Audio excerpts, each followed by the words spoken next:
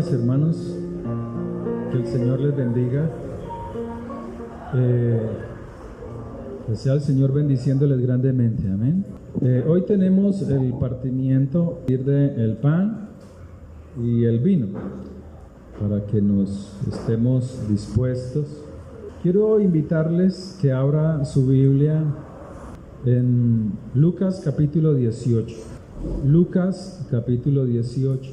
Mientras usted busca el libro o el capítulo en Lucas 18, que hay armas que Dios nos ha dado al ser humano, pero que solamente las comprendemos cuando llegamos al Señor, cuando llegamos a tener una vida, una relación con Dios mismo.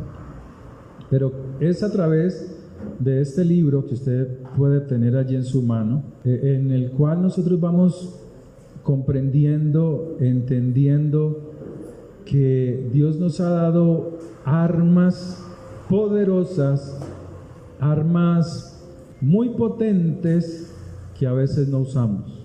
Y una de ellas es la oración. La oración es un arma potente, es un arma poderosa. ¿Cuánto tiempo dedica usted a la oración? ¿Qué tiempo dedica usted durante la semana? ¿Cómo es la oración que usted hace? ¿Está llena de pasión? ¿Está llena de un anhelo por Dios? ¿O solamente es una rutina diaria para que te vaya bien en el día? ¿Cómo es tu oración? Hay cosas que están allí, como dice la Escritura, están ahí arriba, esperando bajar, esperando que se materialicen, o sea, que se hagan realidad en nuestras vidas, como el joven o el niño que quiere algo para sí, algo que pide al padre, y él sabe que su padre o sus padres se lo pueden dar. Y este niño comienza a pedir una y otra vez, a insistir: papá, acuérdate, papá, no te olvides, papá, acuérdese de lo que le he pedido, unos zapatos, una bicicleta, no sé qué tantas cosas. Los que tienen, ¿cuántos tienen hijos aquí? Levanten la mano. 3, 4, 5, hermana. ¿Cuántos recordamos cuando pedíamos algo a nuestros padres una y otra vez? ¿Cuántos tienen la capacidad de recordar aquella petición? Como pedirle una bicicleta, independiente que el padre no les haya dado nada por circunstancia cualquiera. Pero teníamos esa petición en nuestra boca. La que más pide dentro de mi casa, hablando de mis hijos, es mi hijo mayor y mi hija menor. Sarita, son los que están ahí.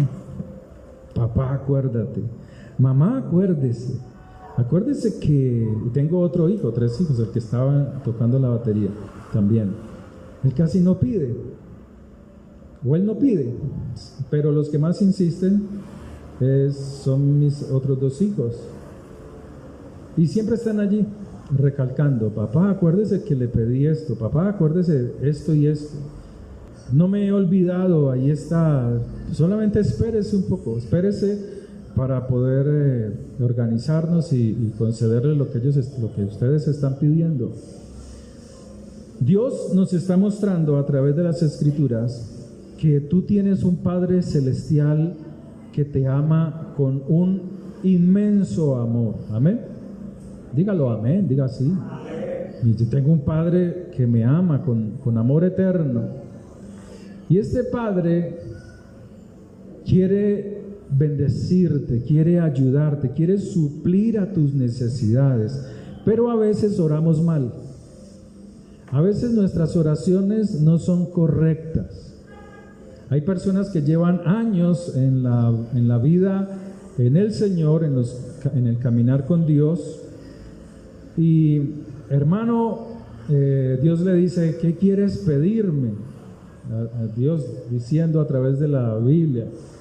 Y muchos dicen: no, pues tú ya sabes. tú ya sabes mi situación, tú ya sabes mi problema, ¿cierto? A veces oímos eso en el pueblo de Dios. Pero Dios quiere que nosotros seamos muy específicos en nuestras oraciones. Dios quiere que seamos específicos, como una relación entre padre e hijo. Bueno, cuando ustedes como hijos le piden a sus papás o a sus mamás o a sus padres, les piden algo, ellos ¿qué es lo primero que te preguntan? ¿Para qué lo quieres? ¿Y usted qué les contesta? Usted comienza a explicar la razón por la cual está pidiendo algo. Una bicicleta, como para traer un ejemplo. Papá, es que yo quiero una bicicleta porque estoy muy gordito, entonces yo quiero hacer ejercicio, yo quiero salir a montar con mis amigos, disfrutar, yo quiero conocer la parte de la ciudad en bicicleta, para que ellos entiendan cuál es la razón por la que tú le estás pidiendo algo. ¿Sí? En la Escritura hay muchos ejemplos, y uno de esos está en Lucas 18. Vamos a leerlo. Le invito a que abra su Biblia o su teléfono o lo que tenga allí y que esté en el que esté la Biblia, y dice así, Lucas 18 verso 1. Allí también en ese libro se encuentra Lucas 18. También, hablando Jesús o Yeshua es en hebreo.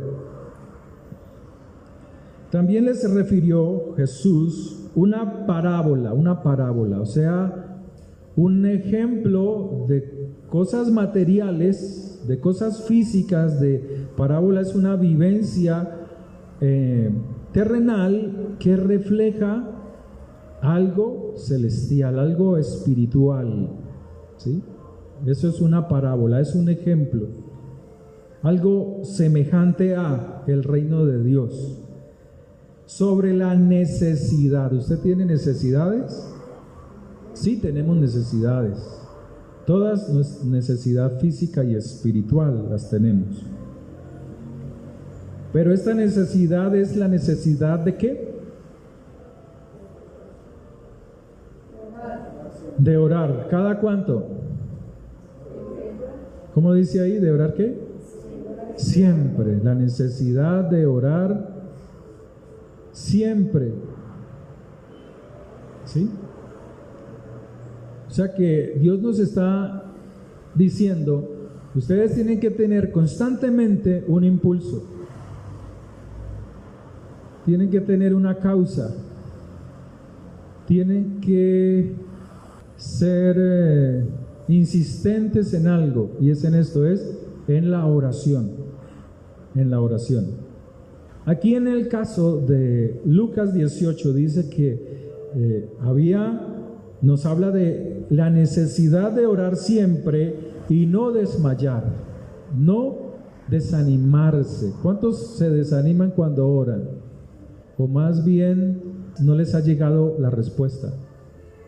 ¿Sí? Hermano Humberto, ¿usted sigue orando? Clamando, ¿cierto? ¿Cuántos?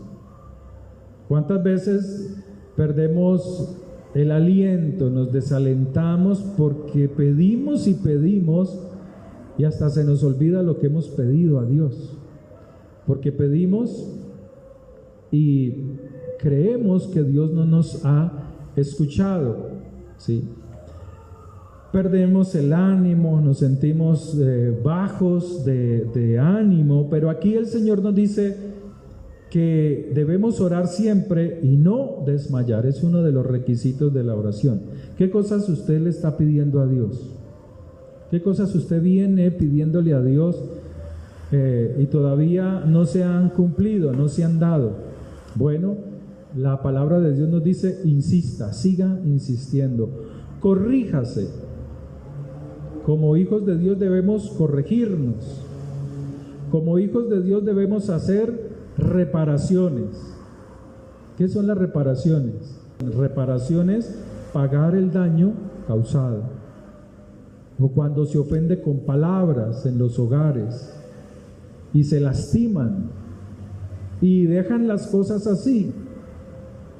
Hay que hacer reparaciones, hay que sanar el corazón para que tus oraciones no tengan ¿qué? Estorbo. Entonces dice la Escritura, había en una ciudad, verso 2, un juez. Había un juez. ¿Qué es un juez? ¿Qué es un juez? ¿Quién sabe qué es un juez? Que hace justicia. ¿Por qué hace justicia el juez? ¿Por qué hace justicia? ¿Por qué causa? ¿Cuál es la cualidad por la cual un juez hace justicia? Sí, pero ¿qué lo llena de autoridad? ¿Cómo? La ley. O sea, ¿conoce qué? El juez conoce la ley. ¿Sabía usted que nosotros delante de Dios, si usted conoce la Escritura, venimos a ser jueces? Mira lo que dice Juan capítulo 10, verso 34. Y vamos a ver cuál es la razón por la cual Dios lo dice. Dice así. Juan 10, verso 34. Está Jesús con los fariseos, con los saduceos. Y Él les está hablando de que Él es la vida eterna y que nadie arrebata las ovejas de su mano. Pero llega en una situación donde querían apedrear a Jesús, a Yeshua, por la blasfemia que estaba diciendo según ellos. Pero el Señor le responde en el verso 34 diciendo: no está escrito en vuestra ley, yo dije, dioses sois, o sea, jueces. Esa palabra dioses sois es jueces, como jueces. Cuando una persona está ante un tribunal, el juez exige respeto, pero hay sentenciados que abusan de la autoridad y comienzan a insultar al juez y a ofenderlo, y olvidan que el juez tiene poder en la palabra y por la autoridad que le da el conocimiento de la ley, y él puede decir, pues ahora te iba a condenar. Un ejemplo, la máxima pena eran 50 años, y el juez analizando, estudiando, le dice, no, le voy a dar 25 años porque lo que hizo igualmente fue grave. Pero resulta que este sentenciado, que está siendo juzgado, comienza a enojarse, a encrisparse, a insultar al juez. Entonces el juez dice, pues ahora les sube la condena, porque él tiene un rango de castigo donde él puede actuar y juzgar al sentenciado, y le puede subir 5 años más. O sea, él es como un Dios en ese sentido. Él es un juez que tiene poder y autoridad. Cuando aquí la Escritura está hablando de dioses sois, no está hablando de divinidad, sino de la autoridad que tiene los que conocen la ley. Entonces aquí, mire lo que dice. Jesús les respondió, verso 34, no está escrito en vuestra ley, yo dije, dioses sois. Ahora mira la razón. Si llamó dioses a aquellos a quienes vino, ¿qué vino? ¿Qué vino sobre ellos? Allí está, verso 35, la palabra, la ley de Dios, y la Escritura no puede ser quebrantada. O sea que estos eran jueces porque tenían la palabra, la conocían. Entonces, aquí, volviendo a Lucas capítulo 18, el Señor está hablando que hay un juez, o sea, alguien que conoce ¿qué? La ley. Pero este hombre, este juez, tiene una característica y dice que ni tiene temor de Dios, o sea, no tiene respeto a las cosas de Dios, ni respeta a hombre, no tenía aprecio por nadie ni por nada. Pero dice la Escritura que había también en aquella ciudad una viuda, o sea, una mujer a la cual su marido, su esposo, había fallecido. Pero la característica de esta mujer es esta. Dice que ella venía al juez, venía a él, diciendo: hazme justicia de mi adversario, hazme justicia de mi adversario. O sea, tenía un litigio con alguien, tenía un problema, tal vez era una herencia que no le querían entregar. ¿Cuántos tienen herencias que no les han entregado, pero que sus padres ya murieron, ¿no? Y no les han dado herencia? O hay otros que les quieren robar la herencia. Sus propios hermanos después de muertos sus padres, les han quitado la herencia, no las han repartido. Este era el caso de ella, podía ser uno de esos. Así que si usted tiene herencia, póngase pilas, no se deje cuentear, no se deje engañar, no sea bobo, no sea boba, avíspese, porque los que disfrutan son otros. Avíspese, hermano, usted está en Dios es para ser avispado, entendido, no hay con las orejas gachas y que todo el mundo le esté dando en la cabeza, porque ese es el común de la vida del cristiano, que como soy cristiano entonces pum, sino que Dios dice: mi pueblo perece porque no tiene conocimiento, le falta conocimiento, pero el conocimiento no es solamente leer la Biblia.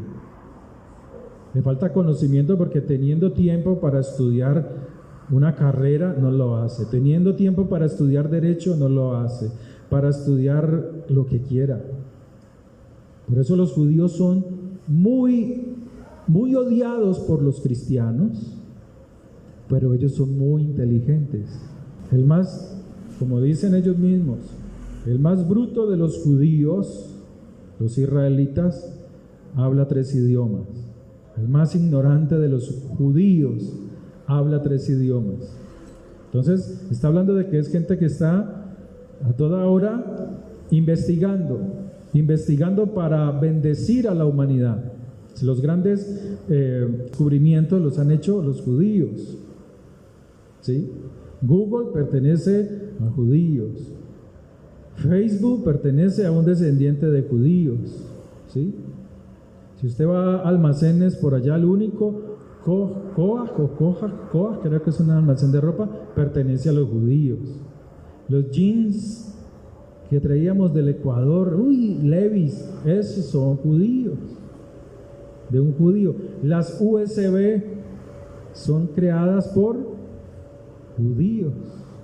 Luis Pasteur era descendiente de judíos. La radio era de un descendiente de, mejor dicho, usted por donde mire, Henry Ford, norteamericano, mire de dónde venía él, de judíos, descendientes de judíos. Los zapatos que tiene usted, hasta de pronto, son de judíos. Pero lo que la Biblia nos está diciendo, la Escritura, es que a veces perecemos, sufrimos. Cuando dice la Escritura, mi pueblo perece, es sufrimiento, sufre por causa de una falta de algo, y es conocimiento, ¿sí? Entonces, esta viuda, dice la Escritura, que insistía una y otra vez: hazme justicia, o sea, aplica la ley, porque lo que me están haciendo a mí va en contra de la ley. Me están robando, me están quitando, están usufructuando la herencia que me dejaron, las tierras que me dejaron, la riqueza que yo he tenido, me la están usufructuando otros y la están aprovechando. Entonces dice aquí la Escritura, verso 4, léalo por favor. Y él no quiso, el juez no quiso, por algún tiempo, Y a veces las oraciones son así: oramos, oramos y no hallamos respuesta. Oramos, oramos y parece que Dios nos ha olvidado. Pero dice que todo es por un tiempo, por un tiempo. Pero después de esto, dijo dentro de sí el juez: aunque ni temo a Dios, o sea, no tengo temor de Dios, o sea, me importa poco, o sea, podría ser que era muy bebedor de vino, de alcohol. Yo recuerdo a mi profesor de Constitución, de penal, él le encantaba, él llegaba oliendo a aguardiente a la clase, pero era un hombre muy entendido, o sea, sabía mucho de derecho penal. Aunque ni temo a Dios, ni tengo respeto a hombre, o sea, no me voy a humillar, no me voy a bajar ante ningún hombre. Sin embargo, porque esta viuda me molesta, me desespera, le he importunado. Sin embargo, verso 5, porque esta viuda me es molesta, me es fastidiosa, le haré justicia. O sea, voy a aplicar la ley. Voy a aplicar la ley. No sea que viniendo continuamente, o sea, a cualquier hora, me agote la paciencia, o sea, pierda la calma y haga algo injusto con esta mujer. Lucas 11:8. Vamos a ver qué nos dice Lucas 11:8. Os digo que aunque se levante a dárselos, está hablando de un amigo que insiste, este le llegó a la medianoche a pedir pan, préstame 3 panes. Y dice que aunque no se levante a dárselos de buena manera, por ser su amigo, sin embargo, por su importunidad, o sea, no, en esta parábola no se lo dio por ser amigo aquella petición, panes, 3 panes, sino que estaba fregando tanto, molestando tanto, que dice que por esa importunidad se levantó a dárselos y le dará todo lo que necesite, todo, o sea que puede pedir más. ¿Cómo es tu oración? ¿Estás insistiendo o ya fracasaste en la oración? ¿Estás pidiendo algo para tu vida, una sanidad, dinero? Ay, pero es que en la Biblia no dice que pidamos dinero, ¿no? ¿No quieren estar mejor? ¿Quién no quisiera estar mejor económicamente? Levante la mano los que quieren estar mejor económicamente. Pero ¿por qué les da pena? Yo no entiendo la mente cristiana. Todos son así como que, ay, no, es que me dirán que soy avaro. Pues no tienen nada y está diciendo, no. ¿Cuántos quisieran riquezas materiales también? No, yo para qué eso, te reprendo, Satanás, dicen algunos. ¿Cuántos quisieran una buena salud? Levanten la mano. Porque es que usted cuando tiene dinero, ¿usted qué hace? Y cuando tiene buena salud, usted sirve al Señor con alegría. Yo conozco pastores que son adinerados, no porque dependa de esa caja, sino porque tienen sus empresas. Entonces ellos son felices sirviendo al Señor porque no dependen de eso. No depende de la caja, o de los diezmos, ni de la ofrenda. Entonces cuando hay bienestar económico, ¿usted qué puede hacer con el bienestar económico? Pues como éramos cristianos que no entendíamos el reino de Dios, entonces nos conformábamos con pocas cosas porque no orábamos, no pedíamos a Dios: Señor, sácame de esta condición. Yo quiero tener una mejor estabilidad financiera para poder bendecir a mi esposa, para poder bendecir a mis hijos. Imagínate, un hijo, para muchos, un hijo, a ver cómo lo digo para no lastimar a nadie.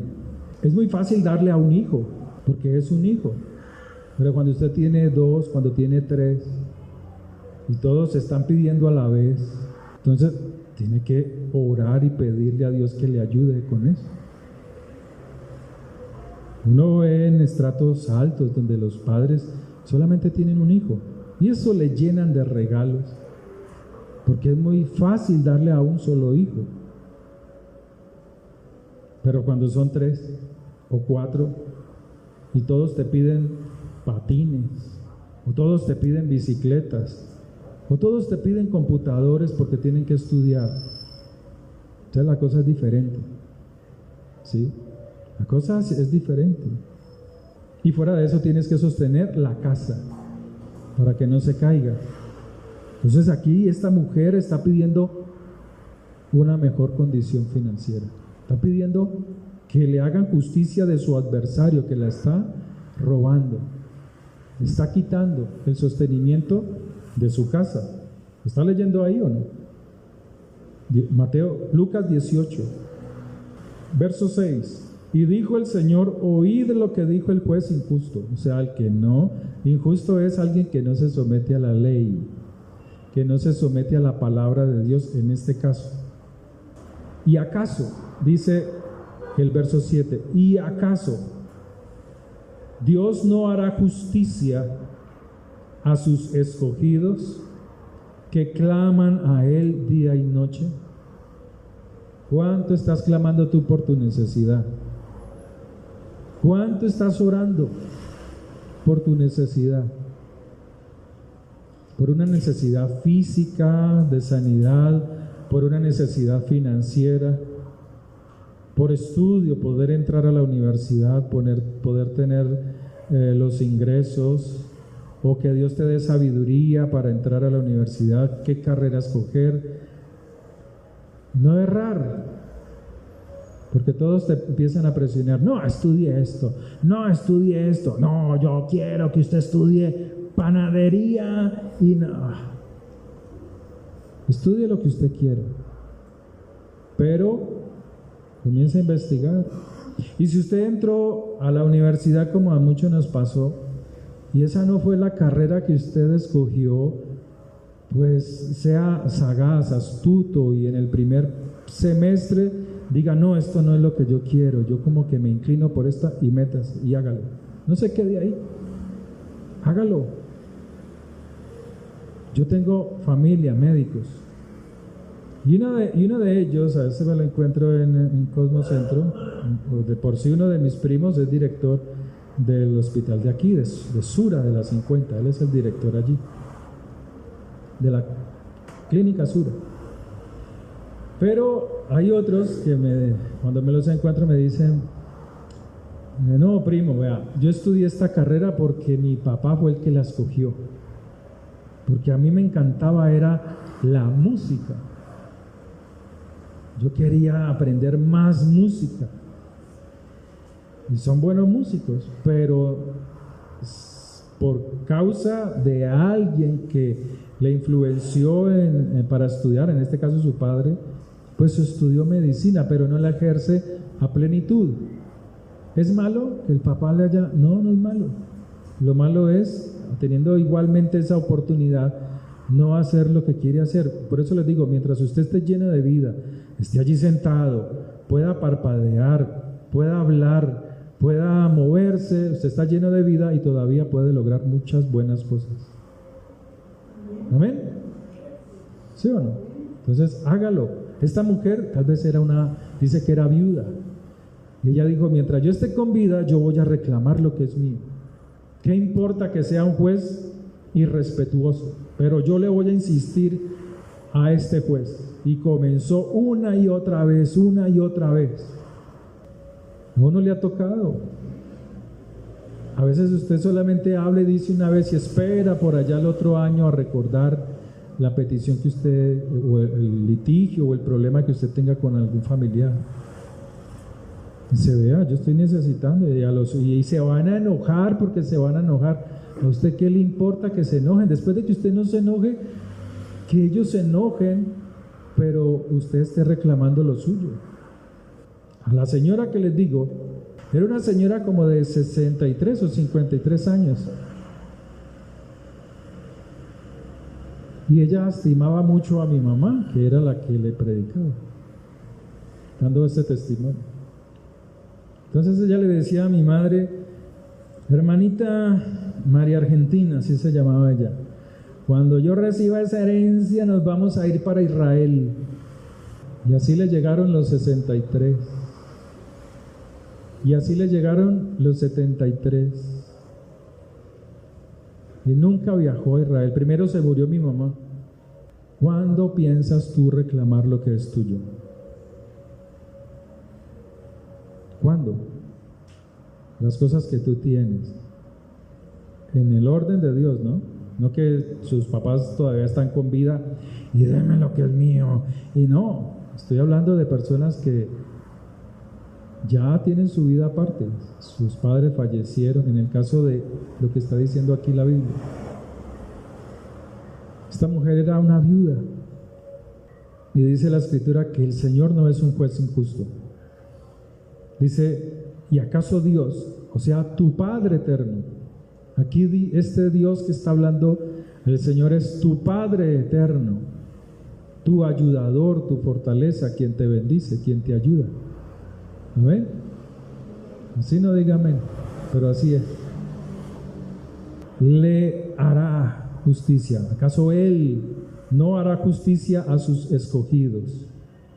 ¿Quiénes son los escogidos? Todo perro, todo gato, todo pájaro que ande por ahí. No, a los que hacen la voluntad de Dios, que claman día y noche, que claman día y noche. ¿Se tardará en responderles? Y la respuesta es esta: os digo que pronto les hará justicia. O sea, hallarán respuesta. Les dará respuesta a sus oraciones. Pero cuando venga el Hijo del Hombre, hallará fe en la tierra. ¿Qué es fe? Les pregunto, ¿qué es fe?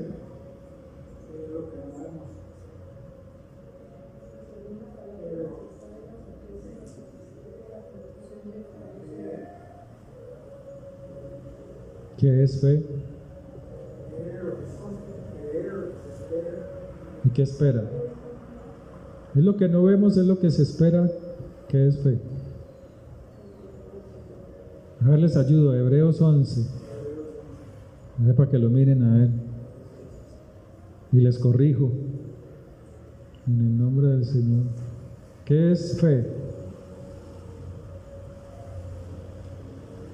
¿Qué es fe, hermano Humberto?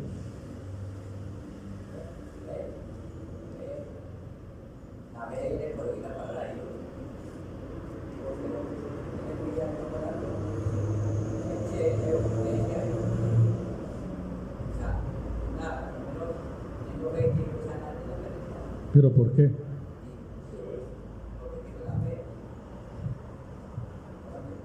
¿Y en dónde está puesta? ¿En dónde está puesta su fe? ¿En dónde está puesta su fe? Entonces, ¿qué es la fe?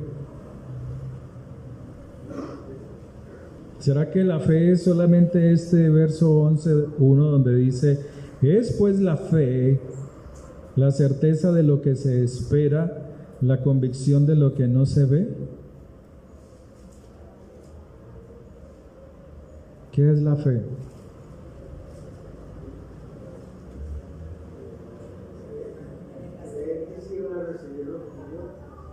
¿Sí? ¿Por qué? ¿Y qué es lo que va a recibir? Porque sabe que lo va a recibir. Porque ¿quién lo dijo? Lo dice la palabra, o sea, salió de la boca de Dios. ¿Me explico? Es pues la fe, la certeza. Usted tiene una certeza de que la palabra de Dios se cumplirá en tu vida. Sí, porque hay que leer el verso anterior. A veces leemos solamente, es de aquí hacia adelante y no entendemos nada. Pero si tú lees, pero traed a la memoria los días pasados en los cuales, después de haber sido iluminados. ¿Por qué eres iluminado? Porque tú guardas la palabra y el Espíritu de Dios te la recuerda. sostuvisteis gran combate de padecimientos, sufrimientos. Por una parte, ciertamente con vituperios y tribulaciones, fuisteis hechos espectáculo, y por otra llegasteis a ser compañeros de los que estaban en una situación semejante, o sea, sufrimiento. Porque de los presos también os compadecisteis, pero estos presos, ¿cuáles son? Los que guardaban la palabra de Dios. Y el despojo de vuestros bienes sufristeis, o sea, les quitaron las casas. ¿A quiénes? Aquellos que seguían, siendo judíos, seguían al Mesías. Recuerde que aquí Pablo y todos estos discípulos no tenían el Nuevo Testamento. Entonces dice la Escritura: pero sufrieron con gozo, sabiendo que tenéis en vosotros una mejor y perdurable herencia en los cielos. No perdáis pues vuestra emuná, fe, confianza, a pesar de la tribulación. Pero ¿cómo estaban? ¿Qué característica tenían estos hombres que les quitaron las casas y estaban padeciendo sufrimientos? Obedecían la palabra de Dios.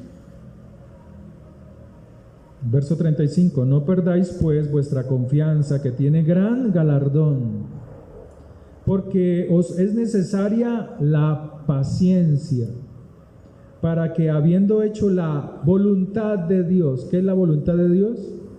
Vuestra santificación. ¿Y cómo te santificas tú?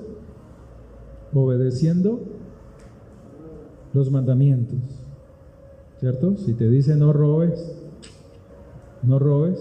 Cuando tú robas, no te estás santificando. Cuando hay adulterios, no te estás santificando. Cuando hay odio en el corazón, no te estás santificando. Pero cuando obedeces los mandamientos, te santificas. Entonces, ¿cuál es la voluntad de Dios? Vuestra santificación. Verso 36. Habiendo hecho la voluntad de Dios, obtengáis la promesa. ¿Qué es la promesa? La palabra de Dios son sus promesas. Que todo lo que está dicho en la Escritura se cumplirá si obedeces los mandamientos. Verso 37. Porque un poquito y el que ha de venir vendrá y no tardará. Mas el que obedece la palabra, o sea, el justo, vivirá por la fe. Y si retrocediere, o sea, si se desanimare, que iglesia, ni qué carajo, ni qué vaina, que eso, que miren, así no dice la gente, que es que eso se roban la plata, que es que eso, que mire el pastor, que mire no sé qué, y nunca hacen nada, ni se congregan, ni conocen la Escritura, critican la Biblia, no, que qué libro tan aburridor, y no se han leído ni un capítulo. Así hay gente. ¿Para qué les prestas atención a esos? ¿Para qué? Más bien tú esfuérzate en obedecer los mandamientos, porque allí hay bendición espiritual y material, todo en su momento. Entonces mire lo que dice ahí: más el justo es el que guarda la palabra. Por la fe vivirá por fe, o sea, vivirá por la obediencia. Si retrocediere, no agradará a mi alma. Pero nosotros, está hablando el escritor de esta carta, no somos de los que retroceden, nosotros no somos de los que nos desanimamos, nosotros no somos de los que nos volvemos al adulterio, a la fornicación, al alcohol, a las drogas, al robo, a la trampa, al chanchullo. No, nosotros no somos de eso. O sea que somos de los que obedecemos las Escrituras. Pero estos no somos de los que retroceden para perdición, sino de los que tienen confianza, fe, emuná, obediencia, para preservación del alma. No lea más títulos, no lean más títulos de los que siguen allí. Léalo desde el verso 29 y luego pasa al verso 1. Pero nosotros no somos de los que retroceden para perdición, sino de los que tienen fe para preservación del alma. Verso 1. Es pues la fe, la certeza de lo que se espera, la convicción de lo que no se ve. Entonces, ¿qué es lo que no se ve? ¿Qué es lo que no se ve? La palabra de Dios no se ve, pero sí la oyes, sí la escuchas. Entonces, ¿tú qué estás esperando? Que la palabra de Dios se cumpla en tu vida. Por eso lo que decía el hermano, la fe, mi confianza viene por el oír la palabra de Dios. Y el oír, o sea, ¡pah!, se destapa mi oído espiritual. Y el oír por la palabra. Pero si no tienes palabra, si no la lees, entonces ¿cómo vas a tener tu confianza, fe, obediencia en Dios? Y luego empieza a decir el testimonio de muchos. Por esta fe, o sea, por esta obediencia alcanzaron muchos testimonios los antiguos. Por la fe entendemos haber sido constituido el universo. O sea, está hablando de la palabra que sale de la boca de Dios. De modo que lo que no se ve, ¿qué es lo que no se ve? La palabra. De lo que no se ve fue hecho las cosas, de lo que no se veía. Y luego da el ejemplo. Por la fe Abel ofreció a Dios más excelente sacrificio que Caín. O sea, ellos no estaban viendo a Dios. La tierra era árida, estaba recibiendo el rigor. ¿Y Abel qué hacía? Ofrecía a Dios sacrificios. Era pastor de ovejas, porque era lo que él traía, y él traía la mejor oveja y se la ofrendaba a Dios, por lo cual alcanzó testimonio que era justo, o sea, justo, obedecía los mandamientos, dando testimonio de sus ofrendas, y muerto aún habla por ellas. O sea, él entendió que también algún día vendría un Mesías, que también sería sacrificado como un cordero y daría su vida por la humanidad. Por la fe Enoc fue trasladado para no ver muerte, y no fue hallado porque lo puso Dios en otro lugar, y antes que fuese transpuesto tuvo testimonio. ¿Cuál es tu testimonio? O sea, obedecer los mandamientos. Pero que mire que es que esta es cristiana y se va a los bailes, eso no es testimonio. O sea, eso allí no está obrando la palabra de Dios. Que mire que esta es cristiana y tiene este negocio y no da de vueltas, no paga los impuestos. Pero sin la obediencia, sin fe, es imposible agradar a Dios, porque es necesario que el que se acerca a Dios crea que le hay y que es galardonador de los que le buscan. Por la fe Noé, y aquí termino, cuando fue advertido por Dios acerca de las cosas que aún no se veían. ¿Qué no se veía? La lluvia. En el tiempo de Noé no llovía. Dice la Escritura, si tú lees en Génesis, dice que era un vapor salía de la tierra, así como en el Amazonas, que comienza a salir, pues si los que han visto, empieza a salir un vapor y humedece toda la selva. Y en la Biblia dice eso, que en los tiempos de Noé no caía lluvia. Entonces él estaba construyendo un arca porque todo se iba a inundar. Entonces se burlaban de Noé y decían, pero pues ni agua cae del cielo. Pero él obedecía ¿qué?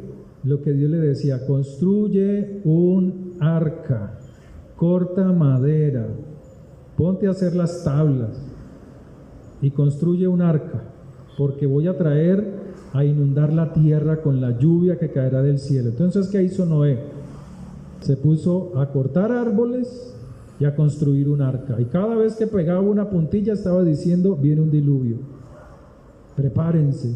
Eso es fe. ¿Por qué? Porque está obedeciendo a la voz de Dios.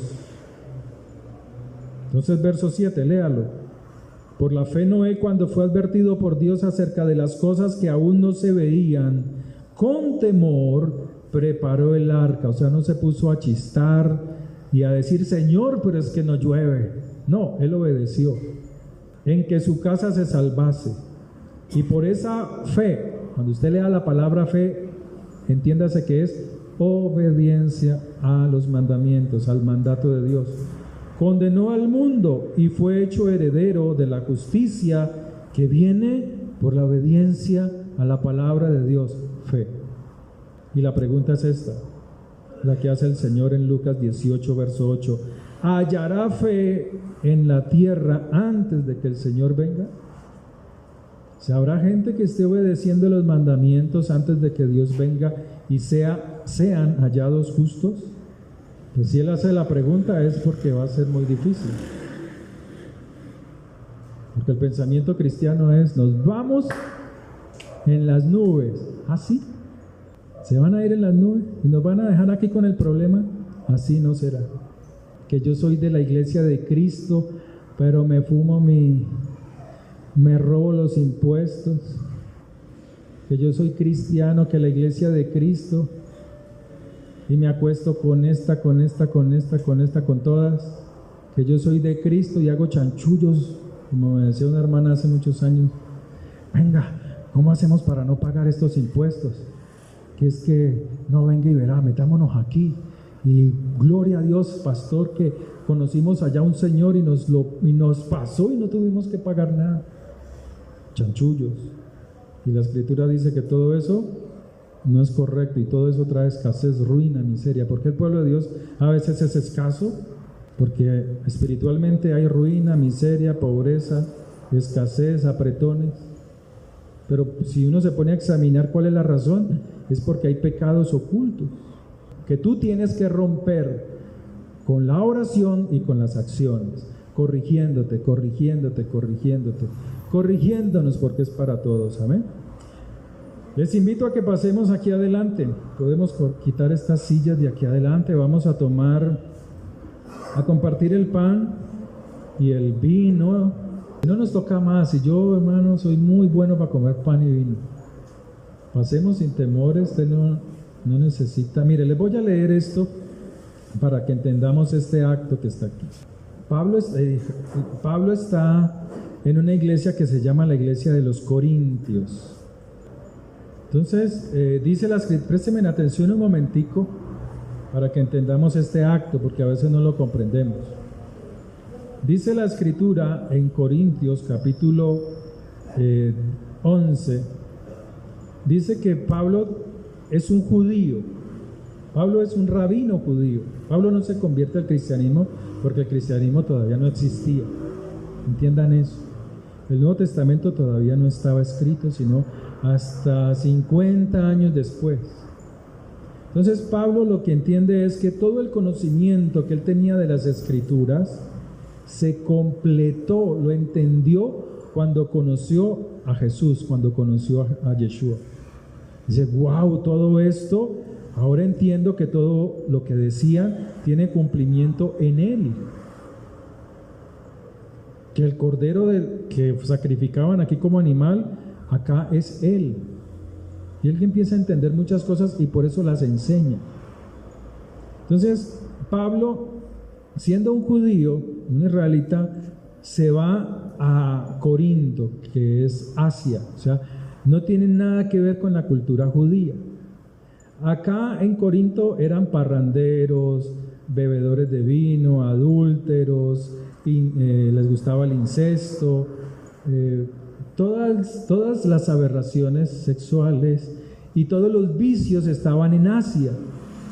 Entonces cuando él comienza a predicar en Asia, pues la iglesia o la congregación que él está dirigiendo pues tiene muchas falencias. Cuando él estaba, la gente se comportaba bien, y cuando él no estaba, pues la gente hacía fiestas, se iban a sus parrandas.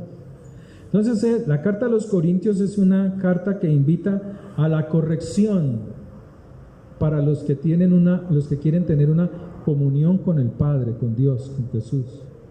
Entonces él ve que hay una conducta cuando se va a hacer lo que aquí nosotros cristianamente se llama la cena, pero esto en realidad se llama Pesaj, el Pesaj. El Pesaj es cuando los judíos, los israelitas estaban en Egipto, ¿se acuerdan? Ellos estaban esclavos en Egipto. No tenían propiedades, tenían que trabajar para hacer ricos a los reyes y al pueblo egipcio. Entonces Dios les dice, vea, para que ustedes sean libres de la esclavitud, ustedes tienen que salir. Pero sin derramamiento de sangre no puede haber libertad. Entonces Dios les dice a ellos, eso está en Éxodo, para que lo lean en sus casas, Éxodo capítulo 12. Entonces Dios les dice a ellos, vean, cojan un cordero y matan el cordero, y la sangre del cordero la pintan en los postes y en el dintel de las puertas, porque la muerte va a pasar y yo voy a vengar la muerte de sus antepasados. O sea, ¿se acuerdan cuando Moisés nació y hubo una persecución y mataron niños? Entonces Dios dice, ahora es el tiempo de que estos que hicieron mal contra ustedes también paguen por lo que hicieron. Entonces van a morir los primogénitos de ellos. Pero para que la muerte no entre a sus casas, ustedes van a pintar con la sangre del cordero que mataron y que se van a comer ahora, con esa sangre van a pintar los dinteles y los marcos de las puertas. Luego viene y se cumple esa palabra, y viene Yeshua, y él muere como cordero en una cruz o en una viga de ejecución. Y ahora su sangre, nosotros la tomamos, no es esto, esto no es sangre, sino es un vino, pero dice que nosotros al venirnos a él, nosotros somos librados de la muerte eterna, o sea, nuestra alma, cuando muramos, no vamos a ir a donde está Celia con su, ¿cómo es? Que le den candela, que le den castigo, allá no, a sufrir el fuego eterno, sino que retornamos, nuestra alma retorna de donde vino, que es Dios, Él fue el que dio la vida. Como judíos, ellos celebran esto, pero le ponen la carne del cordero, le colocaban las hierbas amargas, que es la amargura que los israelitas sufrieron como esclavos. Aquí pues no están las hierbas, pero como judío, esto lo celebraban cada cierto tiempo, constantemente lo estaban celebrando. Entonces, cada familia traía botellas de vino, cada familia traía muchos panes, cada familia compartía carne, traían platos para festejar el Pésach. Pero resulta que Pablo se da cuenta de que la gente va a la iglesia a comer y a llenarse la barriga. Entonces él lo dice aquí, él lo menciona. Pero al anunciarnos esto que sigue, no os alabo, no os congregáis para lo mejor, sino para lo peor. Pues en primer lugar, cuando os reunís, o sea, esta iglesia de Corintio, como iglesia o como congregación, oigo, dice Pablo, o sea, hay otro que está encargado, oigo que hay entre vosotros divisiones, peleas, divisiones en cuanto a las ceremonias, y en parte lo creo, o sea, Pablo sabía qué clase de personas eran. Porque es preciso que entre vosotros haya disensiones, para que se hagan manifiestos entre vosotros los que son aprobados. O sea, habían unos que discutían y peleaban y otros no. Cuando pues os reunís vosotros, esto no es para comer la cena del Señor. O sea, estas peleas y divisiones así no se come la Pascua, el Pésach. Porque al comer cada uno se adelanta, o sea, ponían la mesa, hermanos, comamos la mesa, y venían otros y le echaban mano al pan grandote. O otro, hermana Marcela, ¿dónde está el botello? ¿Dónde está? Es lo que está diciendo acá. O sea, muchos se iban a ir con la mente a comer, de llenarse, ¿sí? Materialmente, físicamente. Entonces él dice, porque al comer cada uno se adelanta a tomar su propia cena. O sea, también había egoísmo. Y uno tiene hambre, o sea, unos eran muy pobres y no llevaban nada, y otro se embriaga. Imagínense en la iglesia aquí, el hermano allá, Joaquín, que no vino hoy, con la botella allá y dele. Eso era lo que pasaba aquí en la congregación de Corinto.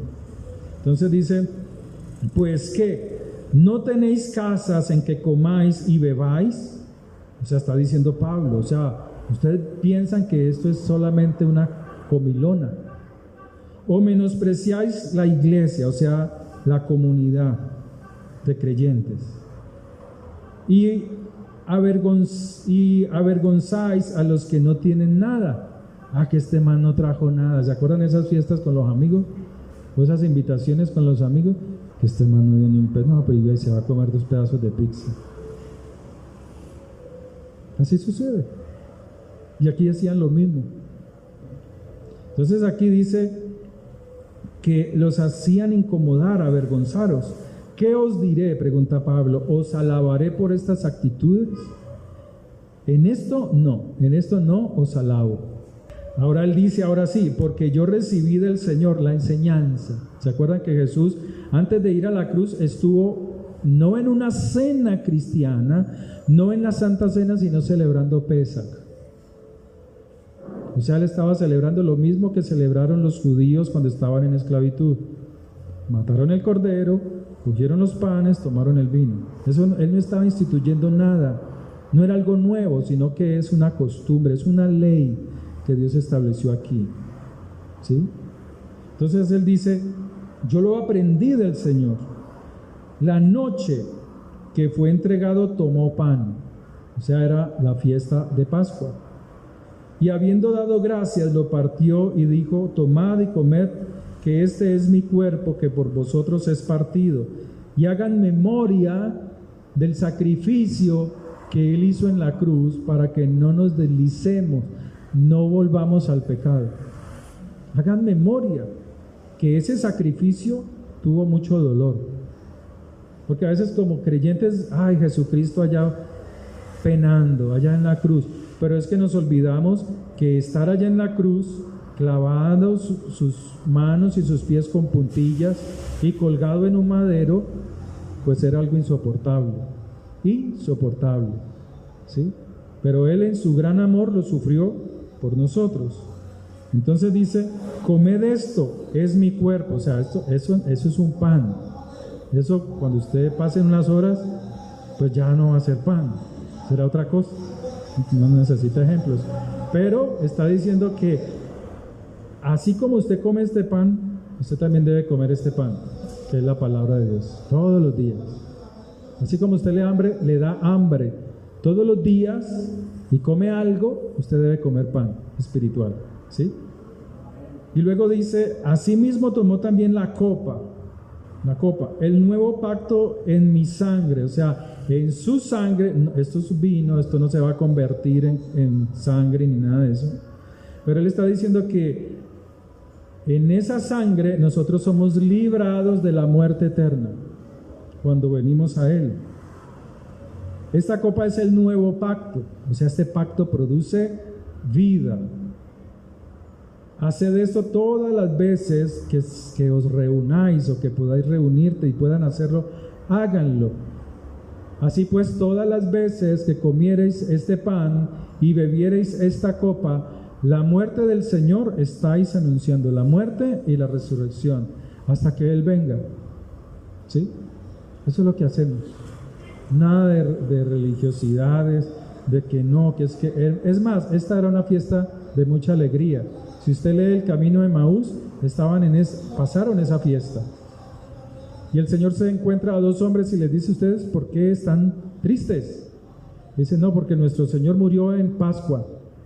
Dice, pero esto es una fiesta de regocijo, esto es una fiesta, una celebración de regocijo. Pero a veces volvemos esto una ceremonia tristonga, cuando no debe de ser así. Debemos es de gozarnos y alegrarnos por lo que Él hizo por nosotros. Amén. Pueden comer el pan y pueden comer el vino. Bueno, démosle gracias a Dios por su misericordia. por su favor. Padre, te damos gracias por este tiempo que nos has dado, por tu paz, por tu misericordia. Te pedimos, oh Dios, que seas tú ayudándonos, que seas tú bendiciéndonos. Levante su mano derecha y dígale: Padre, en tu nombre, te doy gracias por tu fidelidad, te doy gracias por tus bondades, oh Dios. Gracias porque tú eres Dios grande y poderoso. Padre, dígale: Padre, en tu nombre, por la autoridad que tú me has dado en Cristo Jesús, en Yeshua HaMashiach, rompo en mi vida toda maldición, toda palabra de maldición que hayan levantado contra mí, contra mi hijo, contra mi hija, contra mi propia vida, contra mi hogar. Padre, toda palabra de maldición, de ruina, de miseria, de enfermedad, de escasez, de pobreza, la rompo en el poder de la sangre de Jesús. Padre, declaro mi casa llena de tu bendición, de tu paz.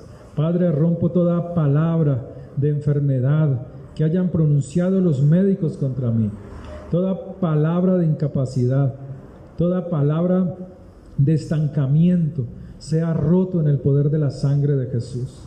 Padre, rompo en mi vida, dígalo, rompo en mi vida, Padre, en el nombre de Jesús, todo estancamiento, toda situación que me impida avanzar, estudiar, capacitarme, recibir riqueza, recibir cosas materiales para honrar tu nombre. Padre, para recibir entendimiento de tu palabra, de las escrituras, rompo todo estancamiento espiritual y material en el nombre de Jesús. Y desatamos, por el poder de tu palabra, desatamos toda bendición celestial y material para nuestra vida en el nombre de Jesús de Nazaret, porque tu palabra poderosa se cumplirá en nosotros en el nombre de tu Hijo Santo. Amén. Que el Señor les bendiga, que el Señor sea prosperándoles, que Dios sea trayendo toda bendición celestial. Y no se vaya un momentico y damos la bendición sacerdotal. Amén. Levante su mano derecha. Vamos a darle la bendición antes de orar por las ofrendas, por los diezmos.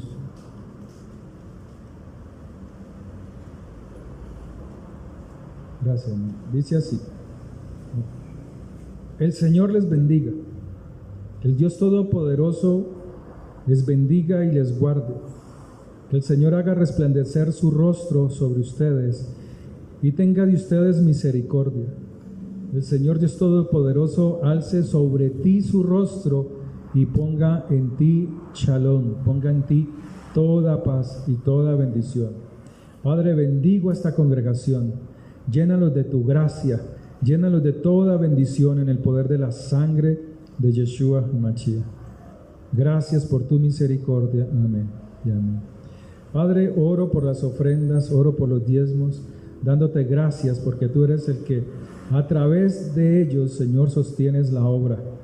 Padre, gracias, Señor, que sea como dice tu palabra, que tú bendecirás al que da sin tristeza, sin pesar, sino con alegría, entendiendo que tu palabra se hace viva en nosotros. Como decía Pablo, Señor, dando honra a aquellos que traen el enseñar las escrituras, el enseñar la palabra.